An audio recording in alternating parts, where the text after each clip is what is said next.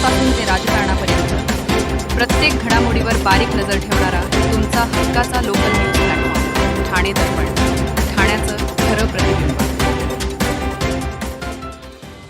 गेल्या 24 तासापासून सुरू असलेल्या संततधार पावसामुळे ठाणे शहराला चांगले झोडपून काढले। या कालावधीत शहरात 138.65 मिलीमीटर पावसाची नोंद झाली असून पावसामुळे झाडे व झाडांच्या फांद्या पडणे, संरक्षक भिंत कोसळणे, जमीन खचणे आणि इमारतीचा स्लॅब कोसळणे अशा एकूण 54 आपत्कालीन घटनांची नोंद झाली। सुदैवाने या सर्व घटनांमध्ये कोणतीही जीवितहानी झालेली नाही। ठाणे महापालिकेच्या प्रादेशिक आपत्ती व्यवस्थापन कक्षाच्या माहितीनुसार 30 जून सकाळी 8:30 ते 1 जुलै सकाळी 8:30 ते 24 तासाच्या कालावधीत शहरात 138.65 मिलीमीटर पावसाची नोंद झाली। यंदाच्या पावसाळ्यातील एकूण पर्जन्यजन्य 411.34 मिलीमीटरवर पोहोचले। पावसामुळे शहरात सर्वाधिक 21 झाडे पडण्याच्या आणि 12 झाडांच्या फांद्या पडण्याच्या घटना घडल्यात। याशिवाय धोकादायक स्थितीतील झाडांच्या 3, पाणी साचण्याच्या 6, आग लागण्याची 1, भूस्खलनाची 1, स्लॅब कोसळण्याची 1 आणि नाला भिंत पडण्याची 1, तर संरक्षण भिंत पडण्याची 1 आणि जलवाहिनी गळतीची 1, इतर 7 तक्रारींची नोंद झाली। नौपाड्यातील हरिनिवास सर्कल येथे रस्त्यालगत उभी असलेल्या एका कारवर झाडाची फांदी कोसळली, तर कळव्यातील पारसिकनगर परिसरात पार्क केलेल्या 4 चाकी वाहनावर झाड पडले। दोन्ही ठिकाणी आपत्ती व्यवस्थापन कक्ष, अग्निशमन दल आणि वृक्ष प्राधिकरण विभागाच्या मदतीने झाडे व फांद्या हटवण्यात आल्यात। वागळेखेड येथील TMT बस डेपोची संरक्षक भिंत कोसळल्याची घटना घडली। तसेच भिंतीलगत असलेले एक झाड धोकादायक स्थितीत असल्याने त्यावर कारवाई करण्यासाठी वृक्ष प्राधिकरण विभागाला सूचना देण्यात आल्या आहेत।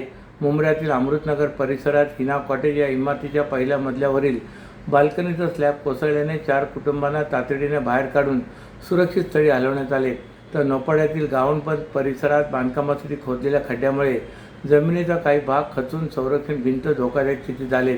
दरम्यान सततच्या पावसामुळे शहरातील सखल भागामध्ये पाणी साचण्याच्या घटनाही घडल्या असून महापालिकेच्या आपत्ती व्यवस्थापन कक्ष, अग्निशमन दल आणि संबंधित विभागांनी विविध ठिकाणी तातडीने उपाययोजना केल्यात। पुढील काही दिवस मुसळधार पावसाचा इशारा लक्षात घेता नागरिकांनी आवश्यक ती खबरदारी घ्यावी असे आवाहन महापालिका प्रशासनाने केले। पावसामुळे शहरातील ज्या सखल भागात पाणी साचते अशा ठिकाणी पाहणी आज महापौर शर्मिला पिंपळकर यांनी अधिकाऱ्यांसमवेत केली। अतिवृष्टीच्या काळात सखल भागात पाणी साचून नागरिकांची गैरसोय होणार नाही या दृष्टीने योग्य ती खबरदारी घेण्याच्या सूचना महापौरांनी सर्व अधिकाऱ्यांना दिल्यात।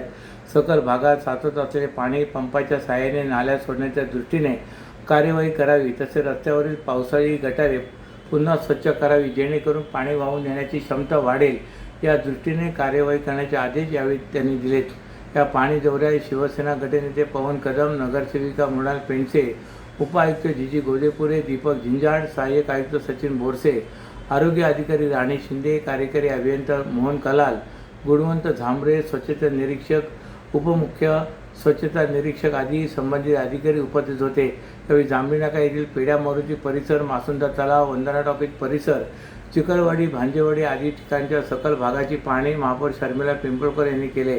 पेड्या मारुती परिसर, महाजनवाडी हा सखल भाग असल्याने या ठिकाणी थोडासा पाऊस झाला तरी पाणी साचले। पाण्याचा निचरा जलद गतीने व्हावा यासाठी पंप बसवण्यात आले असून क्रॉस कल्व्हर्टची सफाई करणे, पावसाळ्याच्या कालावधीत त्या ठिकाणी 24 तास मनुष्यबळासह पंप सुरू ठेवण्याच्या सूचनाही महापौरांनी दिल्यात। तर वंदना ST डेपो हा परिसर पावसाळ्यात काही प्रमाणात पाणी साचते, या ठिकाणी महापालिकेने पंप उपलब्ध केलेत। तसे अतिवृष्टीच्या काळात सदर ठिकाणी महापालिका कर्मचारी ठेवण्याबाबतच्या सूचना त्यांनी यावेळी दिल्यात। चिखलवाडी परिसरात सद्यस्थितीत बसवण्यात आलेल्या पंपाची पाहणी करण्यात आली। मुंबई नाशिक महामार्गावरील कॅडबरी जंक्शन परिसरात काल दुपारी सिमेंट वाहून नेणारा टँकर उलटून अपघात झाला। या अपघातामुळे महामार्गावर वाहतूक कोंडी झाली होती, त्यामुळे घोडबंदर भिवंडीच्या दिशेने वाहतूक करणाऱ्या प्रवाशांचे हाल झाले। नवी मुंबई JNPT भिवंडी नाशिक समृद्धी महामार्गावरून ठाणे घोडबंदर गुजरातमध्ये वाहतूक करणारे हजारो अवजड वाहने वाहतूक करतात। अवजड वाहनांना माजिवडा चौकात प्रवेशबंदी असल्याने अवजड वाहने माजिवडा उड्डाणपुलावरून कॅडबरी जंक्शन येथून वळण घेऊन घोडबंदर किंवा गुजरातच्या दिशेने वाहतूक करतात। वळण तीव्र स्वरूपातील असल्याने अनेकदा अपघात देखील घडतात। तसेच मुंबई, नवी मुंबई येथून हजारो हलकी वाहने याच मार्गावरून ठाण्याच्या दिशेने वाहतूक करतात। त्यामुळे हा ठाणे जिल्ह्यातील वाहतुकीसाठी महत्त्वाचा मार्ग आहे, परंतु येथील तीव्र वळणावर अनेक अवजड वाहनांचे अपघात झाले होते, त्यामुळे वाहतुकीत देखील अडथळा निर्माण होतो। काल दुपारी अशाच प्रकारे टँकर वाहन पलटले. मुंबई नाशिक महामार्गावरून टँकर घोडबंदरच्या दिशेने वाहतूक करत होता. या टँकरमध्ये 50 टन वजनाची सिमेंटची पावडर होती. हा टँकर कॅडबरी जंक्शन येथे वळणावर आला असता टँकर उलटला. या घटनेमुळे महामार्गावर कॅडबरी जंक्शन ते नितीन कंपनीपर्यंत वाहनांच्या रांगा लागल्या होत्या.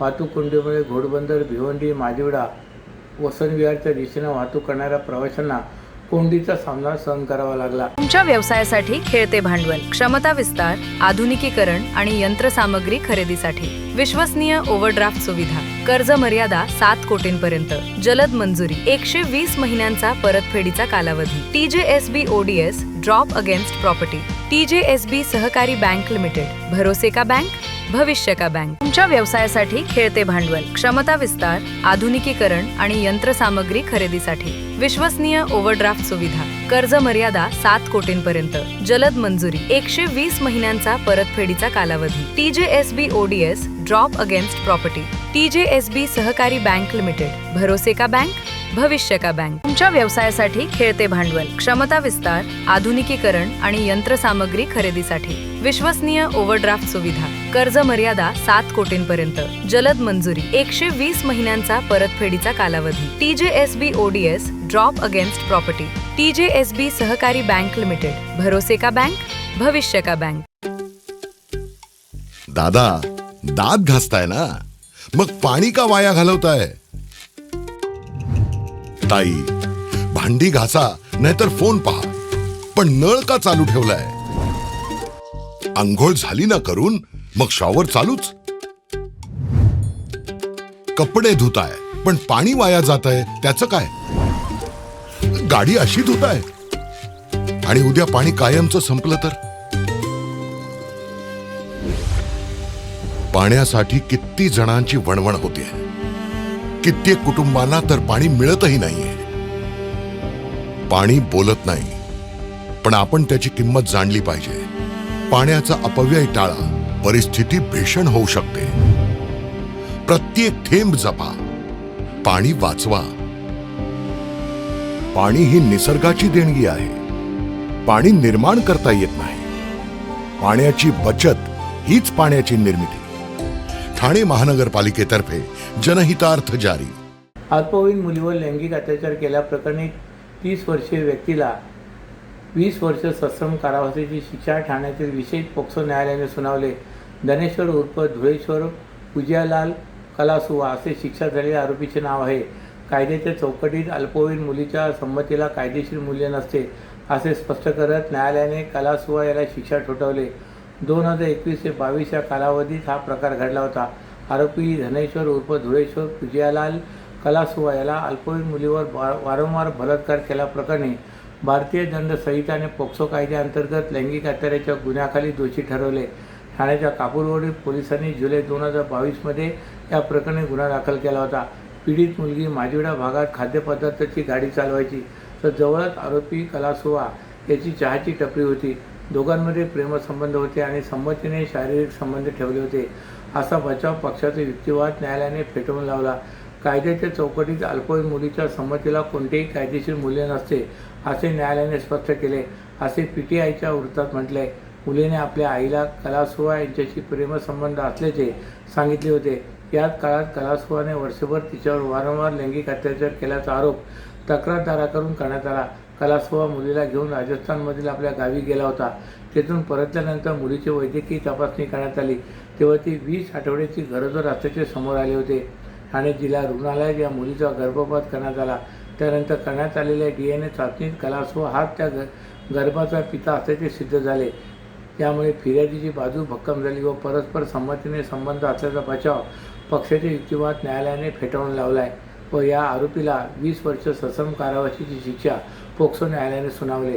ठाणे महापालिकेच्या प्रभाग समिती स्तरावर कार्यरत असलेल्या अतिक्रमण नियंत्रण व निष्कासन विभागातील 116 कर्मचाऱ्यांच्या बदल्यांचे आदेश महापालिका आयुक्त सौरभ राव यांनी काढलेत.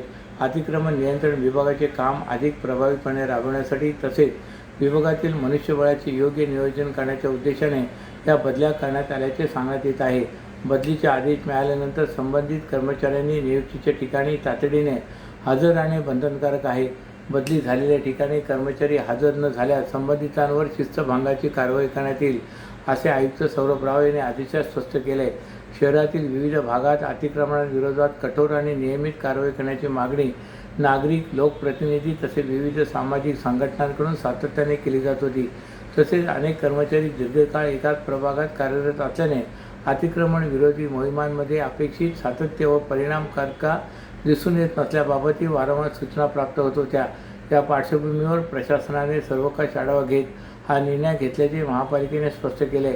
आदेशानुसार 9 प्रभाग समित्यांमधील अतिक्रमण नियंत्रण व निष्कासन विभागात कार्यरत असलेल्या वरिष्ठ लिपिक, शिपाई, भिगारी आणि सफाई कर्मचारी अशा विविध पदावरील 116 कर्मचाऱ्यांच्या बदल्या करण्यात आल्या आहेत. अशाच नव्या आणि ताज्या बातम्यांसाठी ठाणे दर्पणच्या पेजला लाईक करा आणि फॉलो करायला विसरू नका.